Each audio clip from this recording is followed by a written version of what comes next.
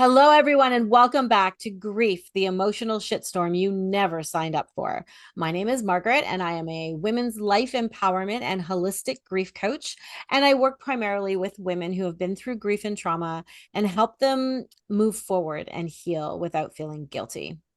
And so our podcast talks all about things grief, how to deal with it, what it is, how to move forward. And for today's show, I am so excited to welcome a friend of mine, Lisa Gu. She is a divorce coach, and we are going to learn all about grief and divorce today. So, welcome, Lisa. Thank you so much for being here.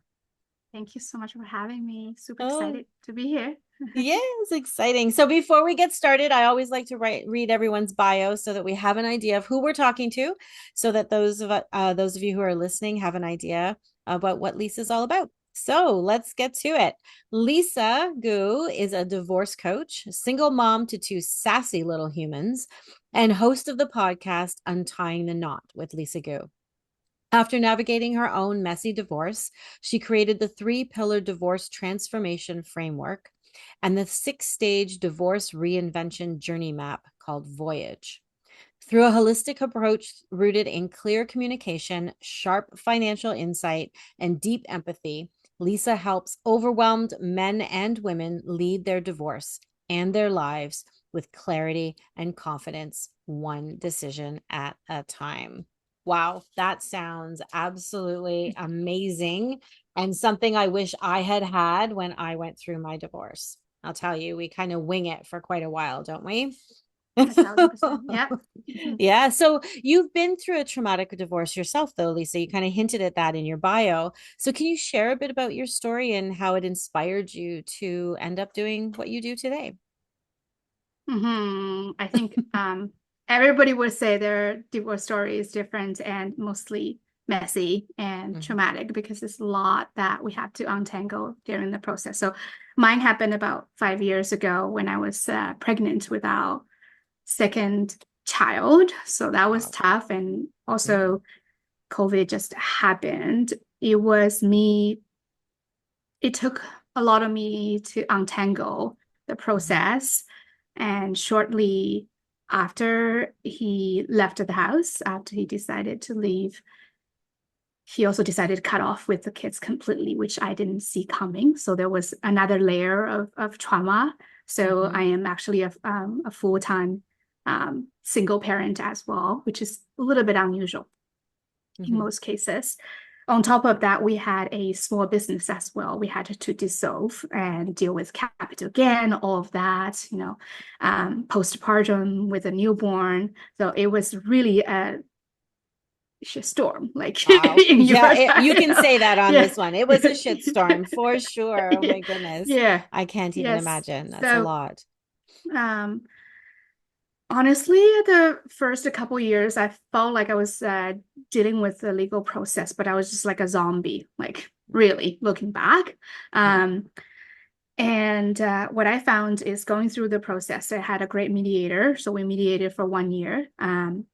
Didn't get us to the final stage, and then Hmm. lawyers, and also had a lot of great support from the business side, tax accountant, business counsel, because we had a small business together, had a great therapist. What I noticed is that with everyone giving me advice, I was still unable to make decision, whether it's child support, social support, or how to divide, and then parenting. What I realized is that everybody was giving me advice on silo. And this is me. My divorce was almost done. I did my life coaching certification. I was like, oh my God, why couldn't I make a decision? Why was it so hard? Hmm. So when I came out of it, per se, I decided, oh my God, like it just hit me one day. Why don't I become this holistic support for people to really tie everything together Hmm. so that they can make a decision from a sense of knowing who they are and the life they wanted to lead. Yeah, that's why I'm here today. Yeah. Is to help other people do that. Wow. That's Mm-hmm. amazing and such experience to bring to the table too. Like I can't imagine being pregnant and break in ending a marriage and a business and then him cutting off all ties. It's a lot of pressure on you and a lot of emotional Mhm. impact too, emotional, financial, it's everything. So what you're doing, oh my goodness, thank you. I think so many people will absolutely need the support that you can provide. Thank you. So I have another question for you. Yeah. Um, Divorce itself, because there's all kinds of different types of grief, right? So divorce itself often brings up a really unique kind of grief. So what do you find are some of the common emotional patterns that you see in your clients? And then how do you help them move through that pain? Hmm. That's a really good question.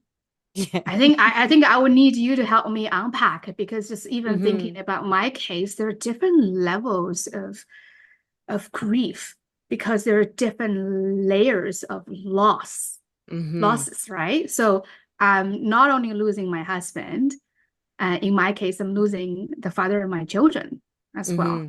and then my business partner, and to some degree my best friend. Like, and then in my case, I mean, not to get personal, Mm-hmm. he was my first boyfriend, like he was, like, I knew him very, very young. So I think the common pattern for people is, especially at the early stages, we can only see the losses, right? Mm-hmm. No matter what is a loss, even if you're a multimillionaire, we're cutting things in half, and parenting time. So we can Mm-hmm. only see the losses.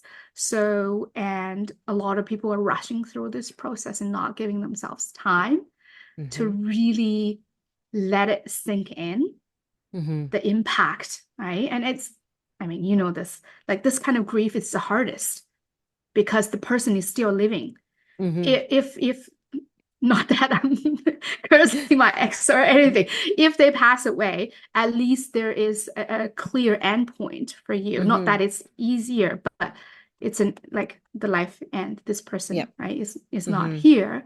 But this kind of grief is you're grieving someone who is still living there, who you may not agree on things, but still have to co-parent or run Right. a business together. I think that's very Mm-hmm. hard. So I think the hardest part, I think the emotion is not understanding the multi-level of losses and the emotions, the complexity of the emotions that come with divorce, and that Mm-hmm. not giving us time and grace Yeah. and space to really feel. Because a lot of people say, oh my God, he cheated on me. Why do I still miss him? Right? Mm-hmm. Or that person abandoned us. Why do I still wanted to be with this Mm-hmm. person? Right? Men or women. I think a lot of losses in there, like your dreams, Mm-hmm. our identity, our aspiration of how this would go, our expectations. Wow. Like, so I would Mm-hmm. say truly get support, or whatever support you can get during this time is so important. Yeah. Mm-hmm. What do Oh, you have to add in? well, you touched on a lot of things that I teach about as well. Like that, when you talk about the complexity of the layers of grief and divorce, there are so many layers. And when you have Yeah. children in the mix too, you're grieving the loss of their family unit, your family unit. You're also grieving like your where you fit into society, where do you fit into your family? There's a grief of the social relationships that you may lose throughout that too. And culturally, if it's Yeah. within a culture where divorce um isn't accepted or supported, you may lose an entire connection to your, again, like you touched on, the identity, Your tribe. Yeah. your tribe. And so, Mhm. like, I know when I went through my own, there was a loss of social, and I'm going to own that, because I think I was the one who pulled away more than anybody else, because everyone was getting together as couples and I was not a couple anymore. And Yeah. so going back to the same people, which I love, they're wonderful people, just didn't feel comfortable anymore. And then when I brought a new person into the mix, it didn't feel comfortable bringing them into a world that I had Mm, existed with an ex partner. And mm, so that kind of, there was that grief around that closeness that we'd had before, that I did things with them before, and then that went away. mm. There was the grief around my daughter not having a family unit, which these days, I don't know what this statistic is now. You'd probably know better than I, but last I heard was like over 60% of marriages end in divorce, something like that. So we're breaking up the family. It seems more common and accepted. But that we sometimes forget about the kids and the grief that they're going through. And that's going to be a whole other Mm, episode. So if anybody's listening, stay tuned because we are going to be talking about kids and divorce in another episode. But the grief, it's palpable, right? You're right. You've lost your dreams of what your life was going to be like with this person. And when you have a business with them, you're how many other layers do you add to that? And then, everything that you're losing in the process. Maybe people are losing their homes, they're losing their financial stability, they're losing their best friend, their emotional support. And so there is a lot of losses in there. And I agree with what you said. Sometimes we just push right through to try and get the divorce finalized and get everything done so that you can, brush your hands of it and start moving forward, because you can get trapped in that divorce legal battle for years, and that keeps you trapped too. But at the same time, I love how you said you need to give yourself the space to grieve, because you are going through a loss, and maybe the person who chose to leave had already started grieving the leaving of that marriage before they tell you, right? And when you're yeah. so they've done some grieving about the loss for whatever reason they're choosing to go, but you're starting from that moment they say we're done, I'm leaving, or this is over, or we can't move Yeah. on. And so they're reacting to that too. There's so many emotions and so many Yeah. layers. So that's why you mentioned about the journey mappers, right? So where you Right. are on the journey Yes. map is it could be a little bit different for people Mm-hmm. who have been told, who've never seen it coming, like myself. Mm-hmm. There is that shock period I talked about, like you were just zombie, right? Yeah. You still like digesting and not really believing. So that Mm-hmm. that part of from knowing to acceptance and can vary for many, many years for people differently. And as you were talking, there is another part we see a lot is high conflict Mm-hmm. divorce, right? No matter what, Mm-hmm. there's some kind of disagreement. Right. Is that I was talking to a couple of clients, and especially when you know your partner for a long time, is how this person show up is so differently than Mm-hmm. what you feel like you knew them at the beginning, right? And Mm-hmm. sometimes it's this huge value disalignment in terms of how they co-parent, how they spend money or how they approach other relationships. And there is another part of that grief too, is to grieve that person that you knew at Mm-hmm. the beginning of your relationship and to Right. accept that, wow, things have changed because you yourself have changed too. Yeah. So, and that's I think a different level of grief that we don't even think about in Mm-hmm. divorce. Yeah. Well, as you were speaking, you touched on the journey map. Can you tell me more? Because you created the divorce reinvention journey map called Mm-hmm. Voyage.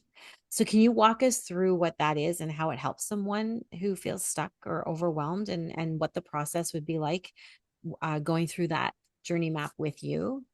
Mm-hmm. Awesome. Yeah. Can I actually share if that's okay? My Yes, my screen. let me just give you It permission. may One be just second. easier. Yeah, just a Amazing. second. Hold on. Need to find the button. There you go. You should be good. Okay, let me see if I can share. I just feel like Yeah, this might be there we go. easier. So let's do this one maybe, if you can Okay. see. Okay, Yes. so I did a lot of research. I think you touched on that, right? Most people Mm-hmm. focus on the legal. I'm going to walk you through really briefly is 6 stages if you want to successfully reinvent through divorce, right? Not Mm-hmm. stay status quo, because we know people go through, I mean, I talk to people who is on their second and third marriage, no judgment from here. But if we don't reinvent ourselves, we tend to rinse our patterns in our relationship, right? Maybe it's a different Mm-hmm. person with a different name, John, now, Joseph, but we show up the same. The same. So there are Mm-hmm. 6 stages. Yeah. So one is this voice, is whether it's you hear in your head, right? Mm-hmm. It might be very quiet. It's like, something is not working in this marriage. Like you start questioning, right? But you're Right. still exploring. Maybe even this idea of should I divorce shows up very quietly. Okay. But you're like, no, no, no, no, no. What am I thinking? You're kind of like shutting yourself off that voice. And then you move to obscure, is that you feel more ambiguity about staying, is staying the right decision. So I Mm-hmm. actually coach a lot of people in that should I stay or should I leave stage. And this Mm-hmm. stage also can last for a long time. I know a friend who's been here for 10 years, Mm-hmm. it's it can be very draining because when you're indecisive, right, all of your energy, the question is still in the back of your mind. Mm-hmm. So you may be asking, is divorce the best decision? Right. Then somehow you face the legal process. Sometimes it can be collectively, both parties agree, okay, Mm-hmm. it's not working. Let's go through this process. You Right. might be thinking in this stage, how can I achieve the best outcome for me and for the kids and for, well, for most people, everyone in the Mm-hmm. picture. Yeah. And then we move to adapt. So uncoupling and transition to single again. And this can vary. Sometimes it's in-house separation because financially we can't separate yet, right? Or you physically separate, like in my case, like he moved out. And you might be asking, can I survive? Because now it's like you've been married, depending on how long, you're like, oh my God, can I survive this Mm-hmm. financially, emotionally, right? And then we move to grow. You start to build confidence and independence, right? Find your identity again of you as this new you without that marriage or relationship. And Mm-hmm. then we move to evolve. You develop this deep self understanding and live life in alignment because you know your values and your visions, and it can be really empowering here, right? Mm-hmm. And you're thinking, how can I lead a peaceful and purposeful life? Right? We're really going up to the level of consciousness, of like asking for the Mm-hmm. meaning. So, and that's the process. And I can tell you the secret is that it has nothing to do with the legal aspect, right? I've seen, and you probably seen Yeah. people who have been divorced for many, many years and still finger pointing, like, sitting in the victim seat, say, like, if my ex show up this way, if the things would be different, right? Mm-hmm. Could it be Mm-hmm. a lifetime? Mm-hmm. And some people, their divorce, they haven't received their divorce paper. They've started to think about, like myself included, like, okay, what's my next step? How can I really live life in alignment, right? And Mm-hmm. and make it meaningful. So, and I always say, we never stop growing and evolving. No. Just like our, right? Just like our phone, we go like upgrade all the time, 1.0, 2.0. And this is the real work and real beauty in Mm-hmm. this. So yeah, that's just a simple journey map. And then I guide people depending on where they are, Mm-hmm. right? Offer them tools and strategies and support depending on where they are in their journey and their readiness. So Mm-hmm. yeah, that's just the map. That is amazing. And it's very clear the different steps that you can show people at. And as you were going, I'm Mhm. like, I can see where the grief would show up there, see where the grief, and there's grief in every stage of that too. A thousand Especially percent. like when you come to the point of reinventing yourself, you have to grieve the loss of who you were, right? And then welcome the person that you're going to become. It's not that you leave that person 100% behind because they're always a part of you, but creating that new identity is so crucial for moving Yeah, forward as well. I love that. Hmm. And if I can jump in, I Sure. always caution my client because sometimes it's like, I don't want the old me anymore. I want the new me, right? So you have such a strong will and desire, and that's why they come work with Hmm. me. Is they wanted to do this upgraded reinvention? Is that same thing? We have to give grace and love. It's not a separation from our old self because that's the core, right? We don't Hmm. want to just like it's not separation; it's an integration, and Hmm. then and elevating of your old Yeah. identity. So like Oh, exactly it's like you amazing. said, Yeah. yeah, It's amazing. I love how you work through those stages, and it makes so much sense. It's so fluid that you go from one to the other and you move through that. And I could see a lot of parallels in how I work with my clients through yeah, coaching, right? We yeah, start with the deep emotional work and we really do the healing, and then we crack wide open and we rediscover who we are and how we're going to move forward, how we're going to support ourselves. So much alignment in what you do and what I do uh, with grief yeah, coaching a and divorce thousand coaching. percent. And just it's incredible. And I think it's so necessary. There's so many so many women and men who will go through the process of divorce and be, like you said, so focused on the legal. So you had a question come up about like, what is the biggest mistake that you see people making in their divorce, right? And how can they avoid it? Yeah. Because we talked about focusing only on legal, not giving enough time for grief. So what would be the biggest mistake that you see people doing? I love this question, and I wanted to hear your thoughts too, because there's so many mistakes I myself made Oh my as goodness, yeah. well. Yeah, Hindsight is 2020. I know. But it just I was listening to a podcast this morning when I worked out. I think it's the that it hit me is that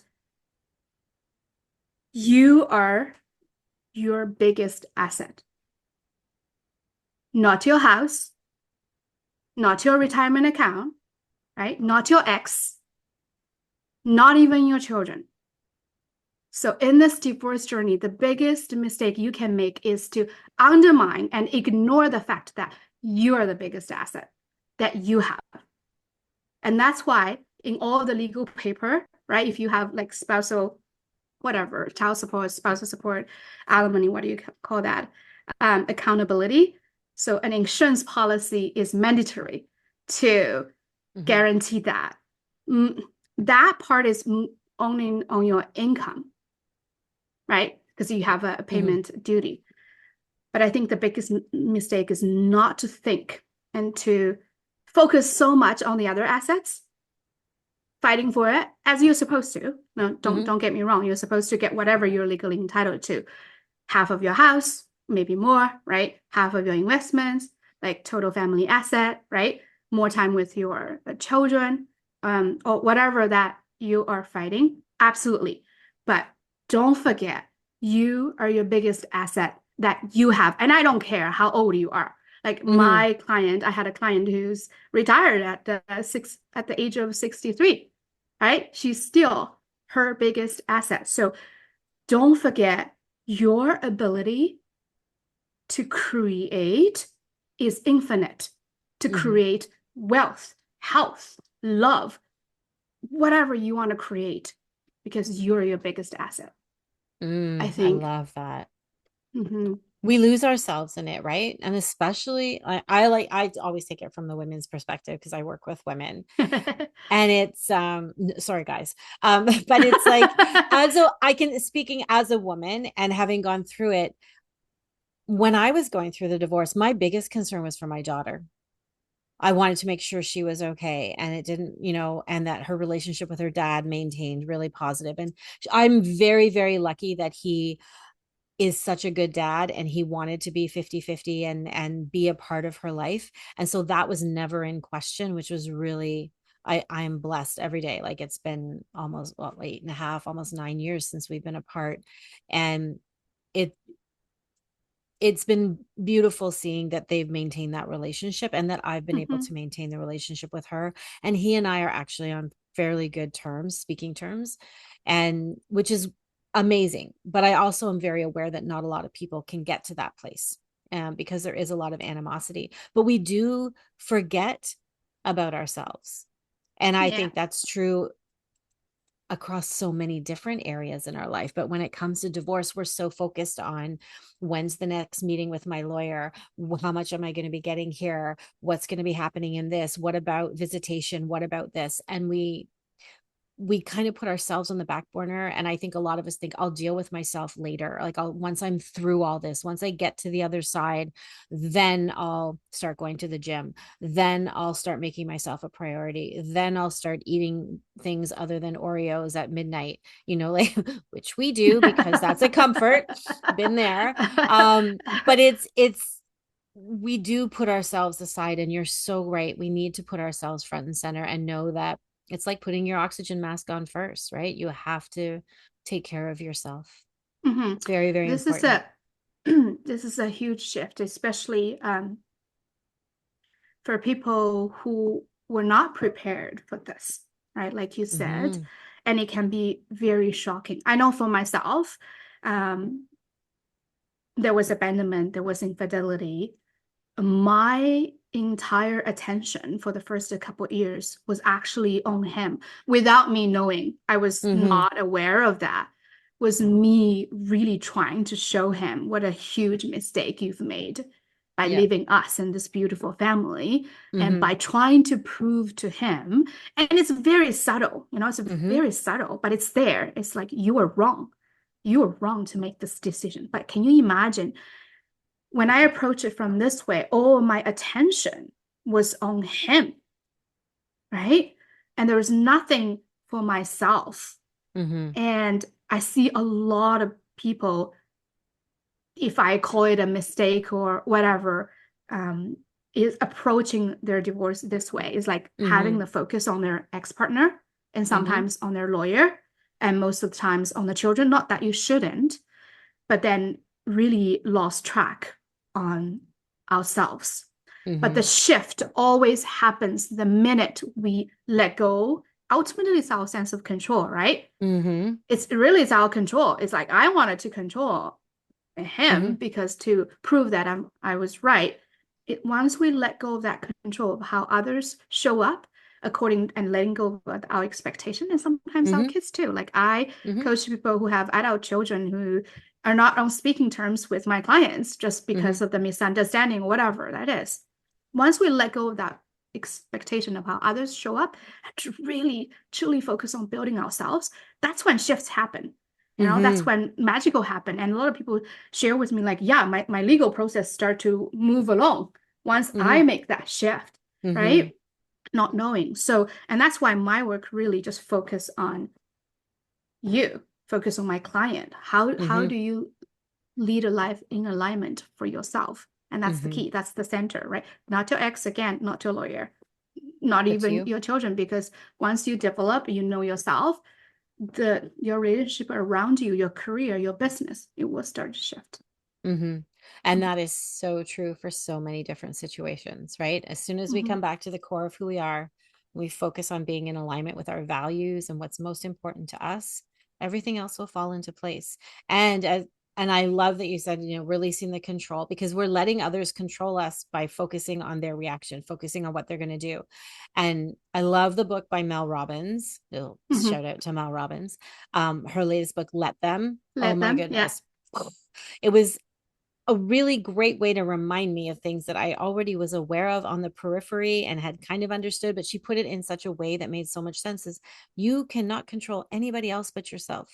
And so if people are Mm-hmm. not responding the way that you want them to, let them just, keep your energy for you. Don't let it be sucked away from other people. And Energy management, yeah, is a oh, huge one too. 100%, a hundred And percent. also, let's say if your ex says something and you get triggered, right? You wanted to argue back and to Mm-hmm. prove that you're right. And then you get really hurt or angry when they're Mm-hmm. not listening. Whose power are you giving away? Mm-hmm. Your own Right? right there. Yes. Exactly. They're not getting hurt by you getting angry. They're not getting angry. You're burning your own energy. Mm-hmm. So the real power you want to take back is Mm-hmm. here, Yeah. is within yourself. Again, you're your biggest assets. Mm-hmm. But that's some deep work we got Oh, untangling, yes, right? there's a lot of deep Into work. Oh, generational patterns and yes. traumas, truly getting understand of who you are in that marriage, outside of that marriage, right? In your parenting if you have kids, and Hmm. outside of that, yeah, that's but when you get deep into that at the beginning, it may be hard, but like later on, I see my clients like really taking their own power back. It's so empowering and just like such an honor for me to witness them, right? Hmm. And you got to be open to receive at this time as well. And we can go as fast as they're willing, I'm Hmm. sure, in your work to Yep. receive like that journey map. I have clients like 6 weeks. Oh my God, she's letting go so much and taking her control back from like, oh, I need to do Hmm. this to like, oh my God, now I know what I need to focus on. And other clients in 4 months and other clients 1 year, right? So Hmm. if you're open to receive, to do the work, beautiful things happen. Hmm. And I think that like what you said, right? Like there people take their own time to make it through. And that's something I love to share with my clients too, is that your journey, your way, your grief, your way, your divorce, Mm-hmm. your way. You Mm-hmm. get to decide how quickly you move ahead. You get to decide what that healing looks like for you. You get to decide what coming back to you looks like. And the other thing I do with my clients, and I'm sure you do it with yours as well, is just giving them permission to feel what they Mm-hmm. feel and permission to take their power back, right? We've been give all the time that we forget that it's okay to actually focus on ourselves. We're not selfish for focusing on ourselves. I have a really good friend of mine, Jenny, who always says, you are self-full, not Mm-hmm. selfish. And I always Very love good. that Mm-hmm. because we do need to look after ourselves, and we do need to go within, and we do need to really focus on what we need and how we want to show up. Like if we're going through a divorce, how do you want to show up in this divorce? Right? Mm-hmm. Mm-hmm. Um and but sometimes we're not quite emotionally there, and I totally get that. But we still, as we move through the process, we get to choose who we are through that, and Yes. be the Choice. person. It Yeah. choice. It is a choice. You always have choices. Doesn't always seem like we do, but we do. And the biggest Yeah. choice is, how do you respond? How do you react in these situations? And how do you stay true with what's most important to you? So, Lisa, Absolutely. before we wrap up, I have one more question for you. Okay. What's one thing you'd say to someone who is listening right now who feels absolutely heartbroken and lost or unsure of how to move forward? What would you tell them? I'll tell them two aspects. Okay. There's no right or wrong choices, but owning the choices that you are comfortable and confident with. One, and the choice is in your hand. And two, you might be leading elsewhere in your life, at work, at maybe with your friends or whatever scenario, you can lead your divorce too. Mhm. And then approach it from a leadership standpoint of view, because you are leading your family and you should be able to lead your divorce too, and you can. And I'm here to help. Margaret is here to help. And it's a different approach of shifting your role in this whole journey of really taking your power back and sit in that leadership position Mhm. and approach your divorce, not being dragged by your ex-partner or sometimes your legal counsel or your children or anyone else, but be that leader. You can. Oh, I love it. Thank you so much. Thank you, Lisa, for joining us. Now, before we sign off, I think you have a couple of free offers for people, which I will drop in the show notes below. But do you want to share with us what you'd love to offer to anyone who's been listening today?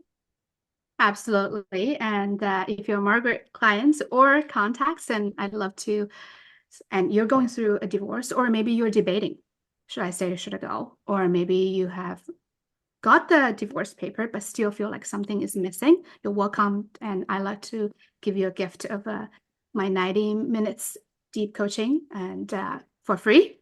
And also, you can get 10% off of all my services if you're coming from Margaret. I just mentioned her name, and we can go from there. Yeah. Oh, wow. Thank you. That is very generous. So if anyone is going through a divorce, thinking about it, wants some clarity, wants some support, please reach out to Lisa. She is amazing at what she does. And thank you so much again for joining us today. Yeah. And I will put Lisa's contact information in the show notes below, so you'll know how to reach out and get in touch with her. If you want to take advantage of the 10% off any of her services, or actually hop on the 90-minute free call with her, please do that. And again, thank you, Lisa, for joining us today. Thank you. And thank all of you for tuning in today, either watching or listening. Really appreciate your support in the podcast.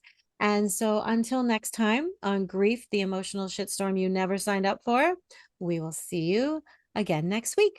Take care. Bye.